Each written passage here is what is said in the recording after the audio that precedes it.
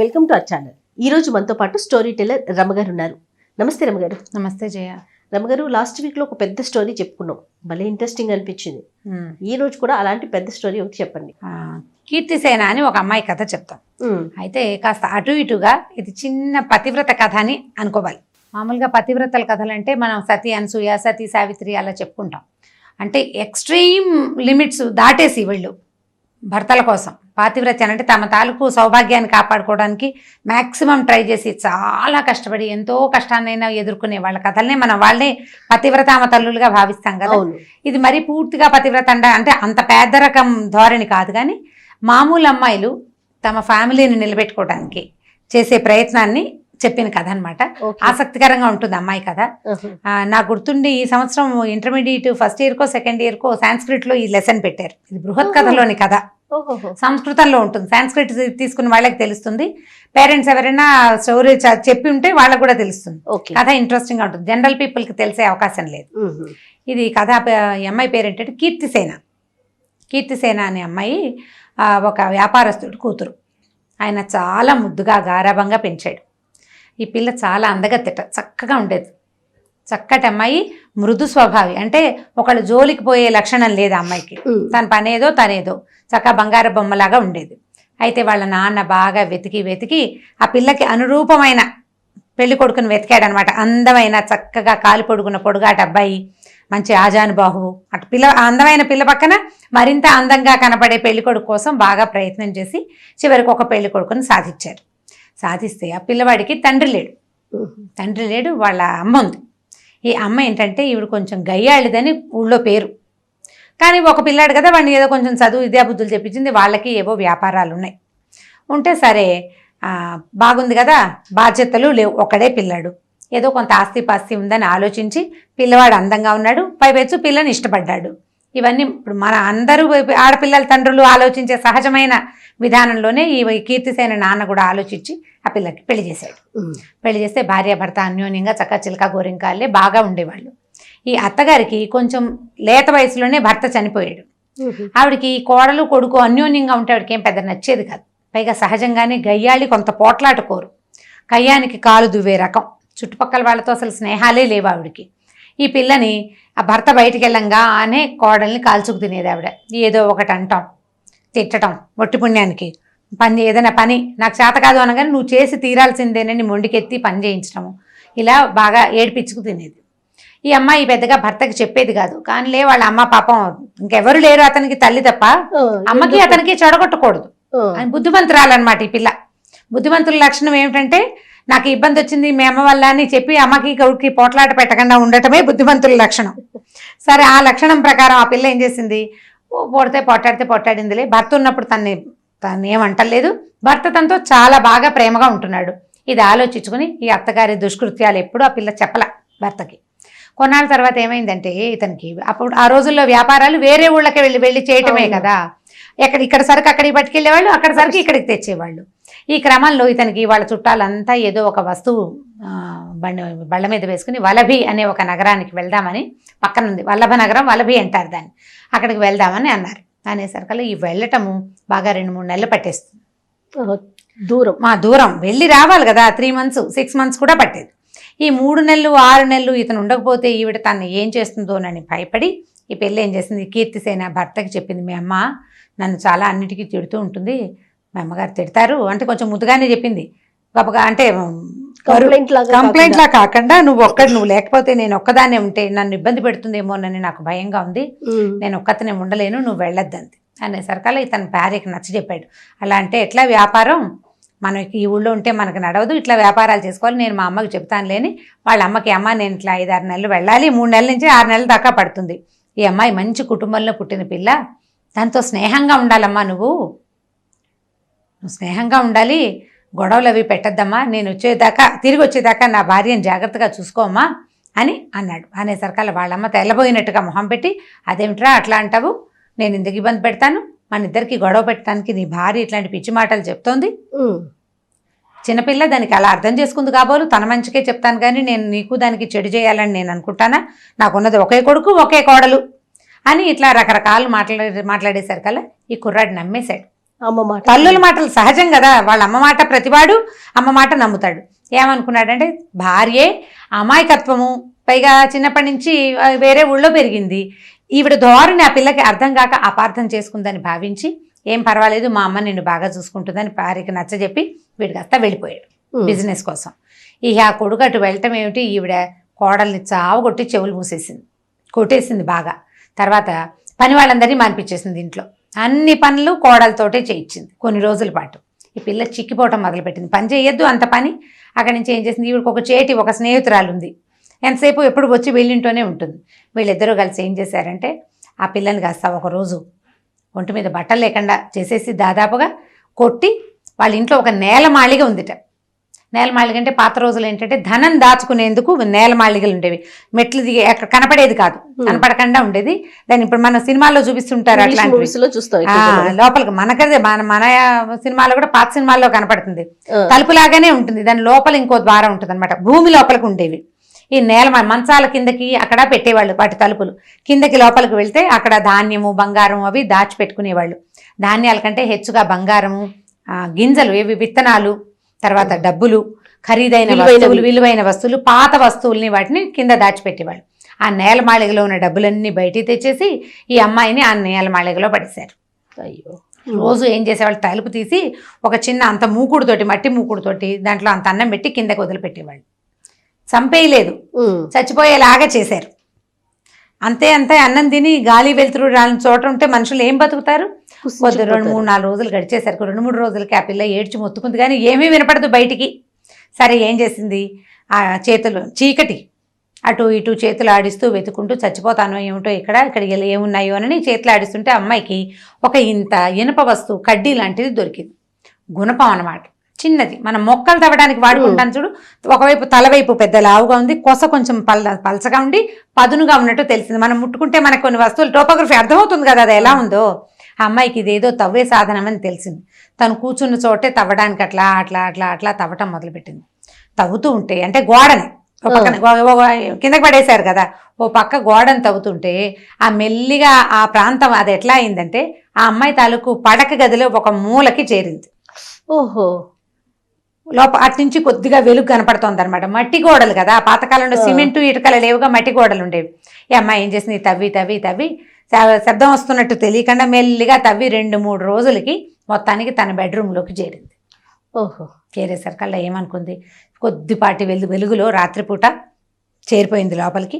నిదానంగా ఏం చేసింది, తనవి కొన్ని బట్టలు కొంత బంగారము తీసుకుంది. బోల్డ్ అంత ఆస్తి ఇచ్చేట వాళ్ళ నాన్న పిల్లకి, ఎంత బంగారమో, ఎన్ని వస్తువులు, ఒకతే పిల్ల చాలా ఇచ్చాడు. సరే కొంత బంగారం కొన్ని బట్టలు తీసుకుని బయటకు వచ్చింది.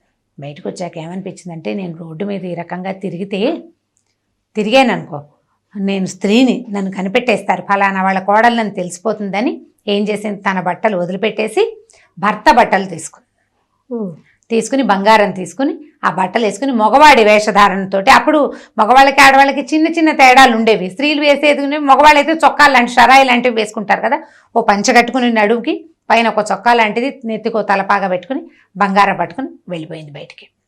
వెళ్ళిపోయి ఏం చేసింది, బాగా కొంత దూరం నడిచాక ఏమనిపించింది, ఎక్కడో చోట ఉండాలి, భర్త వచ్చేదాకా ఉండాలి. తండ్రి దగ్గరికి వెళ్ళటానికి ఆ అమ్మాయికి మనసొప్పల. అంటే ఇప్పుడు పుట్టిళ్ళకి చేరకూడదని పాత కాలపు వాళ్ళ ఉద్దేశం అనమాట. ఏదైనా ప్రాబ్లం రాగానే అమ్మా నాన్న వైపు చూసి పరిగెత్తేస్తాం మనం. ఇప్పుడు మన పరిస్థితులు అవి. అవును. ఈ పాత రోజుల్లో ఈ చెడి పుట్టిళ్ళు చేరకూడదు అనేది ఒక సూత్రం. కష్టాల్లో ఉన్నప్పుడు అస్సలు వెళ్ళకూడదు, పరువు ఉండదని. మనం ఇలాంటి పాత సినిమాల డైలాగుల్లో మనకు వినపడతాయి. మాయాబజార్ సినిమా బాగా చూసిన వాళ్ళకి సుభద్రాదేవి చెడి పుట్టిళ్ళు చేరకూడదని ఏడుస్తుంది. చిన్నతనం, చులకనైపోతాం అన్నదమ్ములు అక్క చెల్లెళ్లలో. అందుకని వెళ్ళేవాళ్ళు కాదు. ఇప్పుడు ఒక పిల్ల ఉంటే ఏ చులకన లేదేం లేదు, ఒక పిల్లలు 2 పిల్లలే కదా, అప్పటికంటే సంసారాలు పెద్ద ఉండేవి. ఈ అమ్మాయి ఏం చేస్తుందంటే భర్తను వెతుక్కుంటూ అతను వెళ్ళిన నగరానికి వెళ్ళిపోదలుచుకుంది. ఒట్టిగా ఏం వెళ్తామని ఒక వ్యాపారస్తుల బిడారు వెళ్తుంటే వాళ్ళని ఆశ్రయించింది.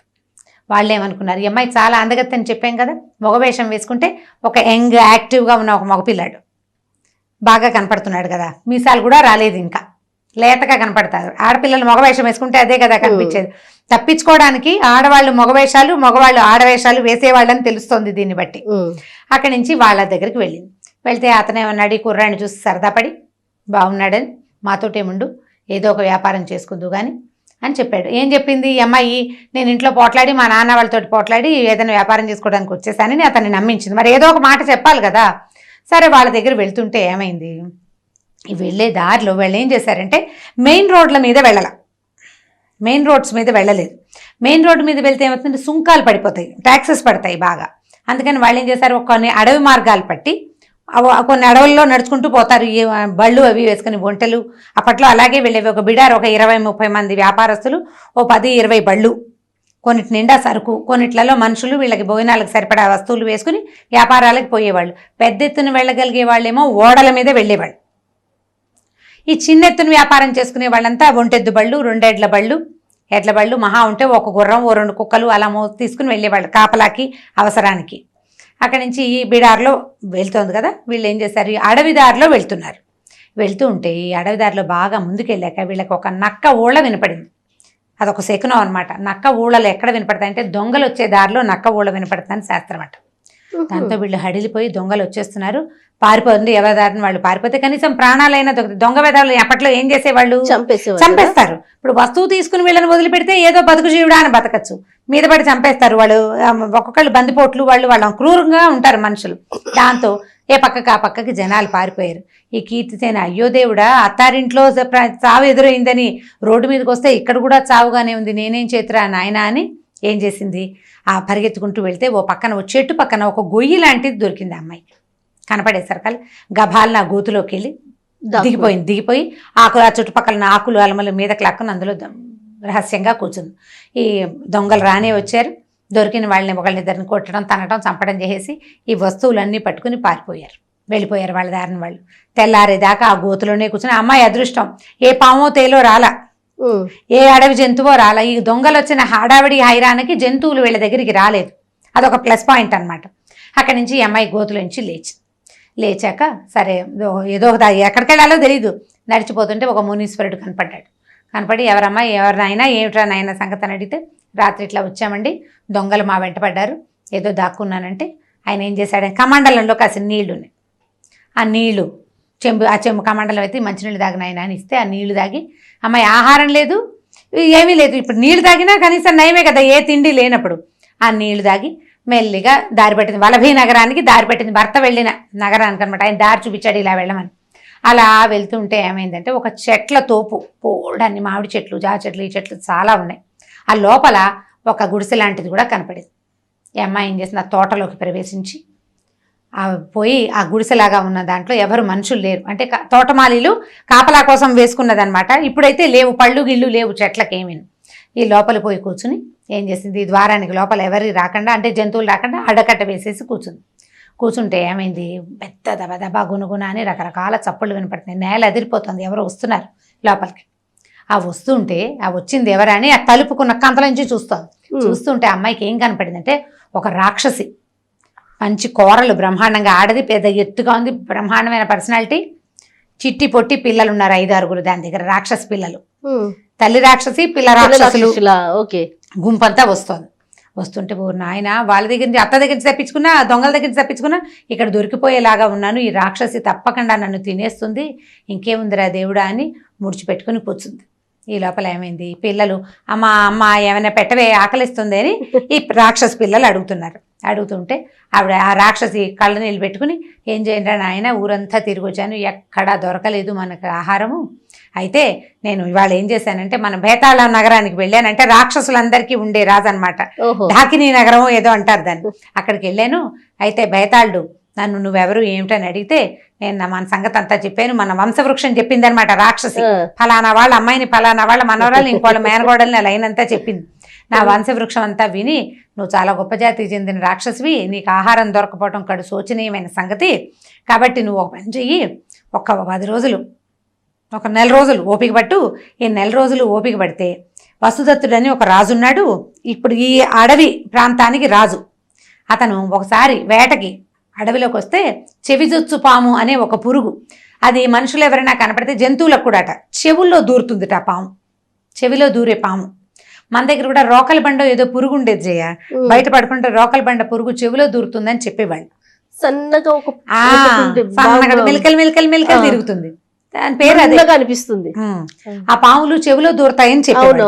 ఈ చెవిలో దూరిన ఒక పామట అడవిలో చెవిలో దూరిపోయింది. 100-150 పిల్లలు పెట్టింది అతన్ని తల్లో బుర్రలోకి వెళ్ళిపోయి. దాంతో విపరీతమైన శిరోవేదంతో రాజు మరణాసన్నుడిగా ఉన్నాడు. అతను చచ్చిపోతే అతన్ని నువ్వు మాయోపాయంతో అతని శరీరాన్ని తెచ్చేసుకో, నీకు 6 నెలలకు సరిపడా ఆహారం దొరుకుతుంది అని చెప్పాడు. బేతాళుడు అని చెప్పాడు. 4 రోజులు ఓపిక పట్టండి రా నాయన, దొరికిన కాయా కసరు తినండి, నరమాంసం కనుక దొరికితే మనకు 6 నెలల ఆహారానికి సరిపోతుంది, వీళ్ళకి నరమాంసం కావాలి అని చెప్పింది. చెప్పేసరికల్లా పిల్లలు అన్నారు, అంటే ఆ బేతాళుడు ఏం చెప్పంటే ఎవరు నయం చేయకపోతే వాడు చచ్చిపోతాడు అని. పిల్లలు అన్నారు, అమ్మా ఎవరో ఒకళ్ళు నయం చేస్తే ఎలాగే అని అడిగారు.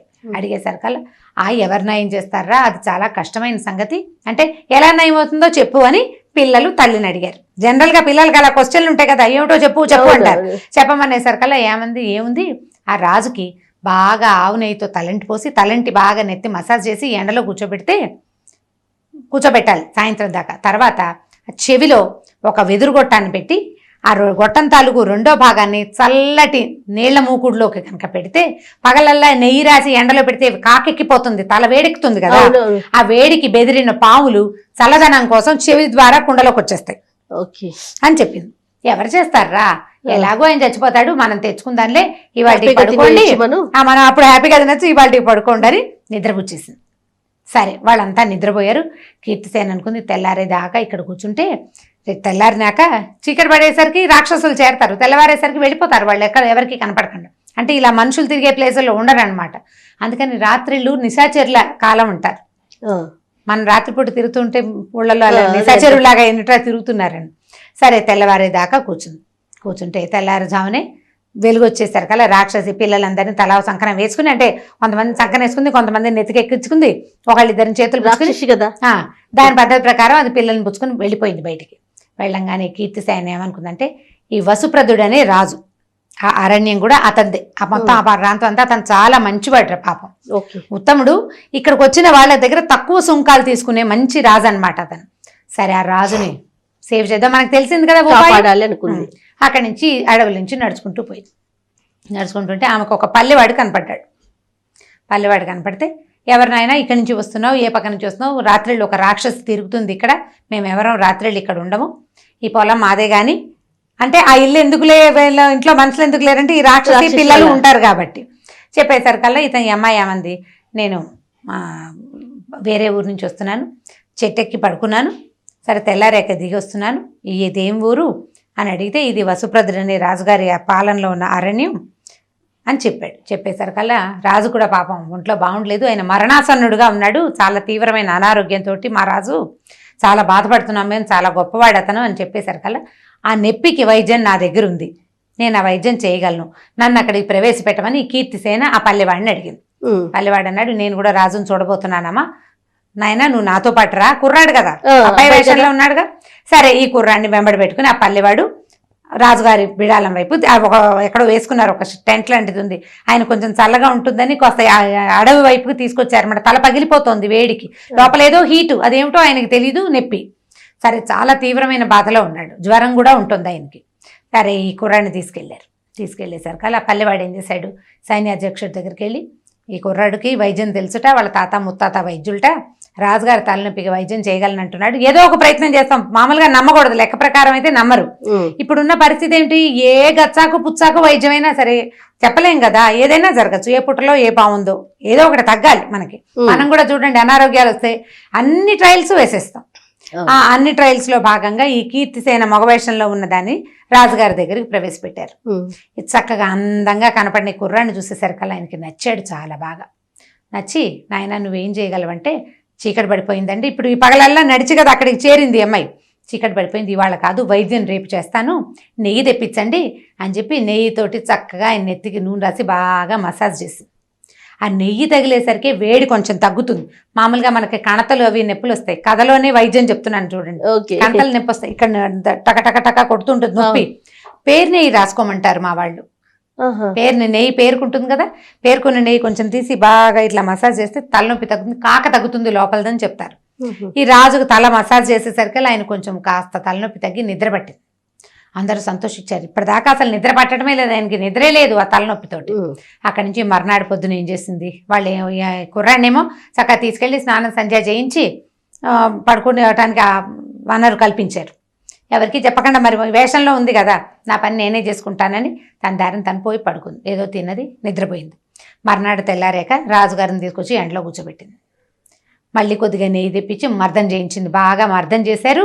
ఈ ఎండకి కూర్చుని కూర్చుని కూర్చుని కూర్చుని సాయంకాలం అయ్యేసరికి ఆయనకు శోష వచ్చింది. కానీ చల్లబడంగానే ఈయన్ని నీడలో కూర్చోబెట్టి చెవిలోకి ఒక వెదురు గొట్టం పెట్టించింది. ఈ గొట్టం తాలూకు కొస ఒక చల్లటి నీటి కుండలో ఏం చేశారు, మూకుడు పెడతారు, మూత ఉంటుంది కదా, ఆ మూకుడుకు వచ్చి ఇల్లు కొట్టించి ఈ గొట్టం తాలూకు కొస అందులోకి పెట్టింది అనమాట. బయటికి రాకూడదు మళ్ళీ ఆ పురుగులు. అక్కడి నుంచి ఒక 10 నిమిషాలు అయ్యేసరికల్లా రాజు తల్లోంచి ఏదో పాకుతున్నట్టుగా తెలుస్తోంది ఆయనకి. ఈ చెవి ద్వారా లోపలికి ఉన్న మొత్తం 100, 150 చిన్న చిన్న లుకలకలాడుతున్న పావులన్నీ కుండలోకి వచ్చేసింది. ఈ కుండను మూత పెట్టించారు. కాసేపటికి తలనొప్పి తగ్గిపోయింది నాకన్నాడు ఆయన. తలలో నొప్పి లేదు, తల తేలికిచ్చేసింది. అక్కడి నుంచి కీర్తిసేన ఏం చేసింది, ఆయనకి కాస్త పళ్ళరసం, కొద్దిగా నెయ్యి అవి తాగడానికి ఇచ్చింది. నెయ్యి కాస్త నెయ్యి తాగేసరికి ఏమవుతుంటే కూల్ అవుతుంది శరీరం. అక్కడి నుంచి పళ్ళరసం అవి తాగి ఆయన బాగా రిలాక్స్ అయిపోయాడు. పోయి పడుకున్నాడు. పడుకున్న తర్వాత దీనికేమో ఒక వాసన గట్టిచ్చేసింది కుండని. మర్నాడు పొద్దున ఆ కుండలో ఉన్న పాములు చూసి నిర్ఘాంతపోయారు జనం అంతా. అవన్నీ రాజుగారి తలలో ఉన్నాయి, ఇంతంత పాము పిల్లలు. అక్కడి నుంచి రాజుగారు అయితే అప్పుడే ఏం చెప్పాడంటే, నా తలనొప్పి తగ్గించు, నీకు అర్ధరాజ్యం ఇస్తానని చెప్పాడట. ఈ అమ్మాయికి వెంటనే అర్ధరాజ్యం ఇచ్చేసేయండి, కీర్తిసేనుడికి అర్ధరాజ్యం ఇచ్చేస్తామన్నారు అబ్బాయికి. అనేసరికల్లా వద్దు మహారాజా, నాకు అర్ధరాజ్యం ఎందుకు, నేనేం చేసుకుంటాను, ఏదైనా చిన్నది ఇవ్వండి అంటే ఒక గ్రామము కొంత సంపద ఇచ్చారు. ఇస్తే ఈ అమ్మాయి ఏమంది, నేను ఇప్పుడే వెళ్ళనండి, కొంతకాలం నేను ఇక్కడే ఉంటాను, నాకు ఇచ్చిన సామానంతా మీ దగ్గరే ఉంచుకోండి, నాకు మీరు ఇచ్చినవన్నీ గిఫ్ట్లన్నీ మీ దగ్గరే పెట్టుకోండి, నాకు ఇప్పుడు వద్దు, నేను వెళ్ళేటప్పుడు తీసుకెళ్తాను, నన్ను ఇక్కడ ఉండనివ్వండి అని చెప్పింది. సరే వీళ్ళు ఏం చేశారు, ఓ ఇల్లు బసా ఏర్పరిచారు. రాజును రక్షించినందుకు ఇది కూడా ఇంకో రాజు కింద ట్రీట్ చేస్తున్నారు అనమాట. హాయిగా అమ్మాయి ఇక మిగిలిన వాళ్ళు ఎవరిని లోపల రానివ్వకుండా తన స్నానపానాది కార్యక్రమాలన్నీ తనే చేసుకుంటూ హాయిగా తన దారిని తను ఉండడం మొదలుపెట్టింది. 1 నెల రోజులు 2 నెలలు అట్లా టైం గడిచింది. ఈ గడిచిన తర్వాత ఏమైంది, వలభీనగరం నుంచి బోళ్ళంతమంది వర్తకుల బిడారు వచ్చిందని వార్త వచ్చింది. ఈ అమ్మాయి ఏం చేస్తుంటే ఆ బిడార్ దగ్గరికి వెళ్ళింది. బిడార్ దగ్గరికి వెళ్ళి ఆ భర్తను చూసేసింది, వెళ్ళింది, బాగా లోపలికి వెళ్ళి చూసింది అనమాట. చూస్తే అతను ఎక్కడున్నాడో వెతుక్కుంటే అతను కనపడ్డాడు. దగ్గరికి వెళ్ళేసరికల్లా అతను ఈ అమ్మాయిని గుర్తుపట్టేశాడు, ఇది మగ వేషంలో ఉన్నప్పటికీ. భార్యను గుర్తుపడతాడు, మిగిలిన వాళ్ళు ఎవరికి ఇది అమ్మాయి అని తెలియదు కదా. అక్కడి నుంచి ఇదేమిటి ఈ వేషంలో ఎందుకున్నావు, ఇక్కడికి వచ్చావేమిటి, నువ్వు ఎందుకు ఈ వసదత్త నగరానికి వచ్చావని అడిగాడు. అడిగితే ఈ అమ్మాయి జరిగిన కథ అంతా చెప్పింది భర్తకి. మా అమ్మ ఇట్లా చేసింది, నేను అక్కడి నుంచి పారిపోయాను, ఇలా ఒకటి స్టెప్పులు దాటుకుంటూ ఈ స్టెప్కి చేరానని చెప్పింది. చెప్పేసరికల్లా అక్కడి నుంచి ఇద్దరు కలిసి రాజుగారి దగ్గరికి వెళ్ళారు. వెళ్తే ఆ అమ్మాయి తన అత్తగారు తన మీద చేసిన దురాగతాన్ని రాజు సన్నిధిలోనే చెప్పింది. ఈయన వాళ్ళ అత్తగారిని తెప్పించి ఆవిడకి ఏవో ఒక శిక్ష ఇచ్చి దానికి సహాయం చేసిన చేటికి కూడా కొంత శిక్ష వేసి, ఈ అమ్మాయిది తన దగ్గర ఉంది కదా ఆ గ్రామము, ఆ నగలు, బంగారం అంతా ఈ పిల్లకి అప్పచెప్పారనమాట. తర్వాత అమ్మాయి భర్త హాయిగా ఉన్నారు. ఆ అమ్మాయి ఏంటంటే తన భర్తని వదిలే ప్రయత్నం చేయకుండా, అంటే వీళ్ళతో ఎవరు పడతారు, ఈ అత్తగారితో గోల, ఈ మొగుడు ఎందుకు నాకు అని పుట్టింటికి వెళ్ళిపోకుండా భర్తని కలుసుకోవాలనే వచ్చిన ప్రయత్నం వల్ల ఇవన్నీ దాటుకుంటూ మంచి ప్రాస్పరిటీని సాధించిందని చెప్పడం కోసమే ఈ కథ చెప్పాడనమాట. ఆ లైన్లో చెప్తుంటారు కదా, భర్తను అనుసరించి ఉండాలి, భర్త కోసమే ప్రయత్నం చేయాలి అంటే ఒక చిన్న రకపు పాతివ్రత్యమే కనపడుతూ ఉంటుంది. పాతకాలం పతివ్రత కథ కాకుండా మీడియం సైజు పతివ్రత కథ అనమాట. మరీ లెంగ్దీ కథ కాదు, ఈ కథ ఇంట్రెస్టింగ్ గానే ఉంది, స్లోగా నారేట్ చేస్తే చక్కగా అర్థం అవుతుంది. మామ్స్ కోసమే రమ్మగారు, పిల్లల కోసం అయితే కాదు. చాలా బాగుంది కథ, అద్భుతంగా ఉంది. చిన్న చితక కష్టాలు కూడా మనం అంటే చిన్నవి కాదు, ఇది పెద్దదైతే ఏమిటి, రేపటికి తీరదా ఇది, అది పెద్ద కష్టమైనా తీరాల్సిందే కదా, తీర్చుకోవాల్సిందే. రోజులు గడిచేసరికల్లా ఎంత పెద్దదైనా పలచబడిపోతుంది. అవును, ఎంత పెద్ద కష్టమైనా పలచబడిపోతుంది. ముందుకెళ్ళాలి కదా జీవితంలో, మనం దాన్ని పలచన చేసుకుంటూ సాగిపోవాలని పిల్లలకు చెప్పడానికి కథ ఇంట్రెస్టింగ్ గా ఉంటుంది. ఇందులో ఉన్నది సారాంశం తల్లులు అంటే ఆడవాళ్ళు అర్థం చేసుకోవాలి. ఏదైనా అమ్మాయి సాహసంగా నిర్ణయం తీసుకుని చేసింది, మనం కూడా జీవితాన్ని ఇలాంటి సాహసం కాదు ఇంకోలాంటి సాహసం మన టైంకి తగినది అంతే. రైట్, చాలా బాగుంది రమ్మగారు. నమస్తే. ఈ వీడియో కనుక మీకు నచ్చినట్లయితే లైక్ చేయండి, షేర్ చేయండి. మరిన్ని వీడియోస్ కోసం మా ఛానల్ ని సబ్స్క్రైబ్ చేసుకోండి.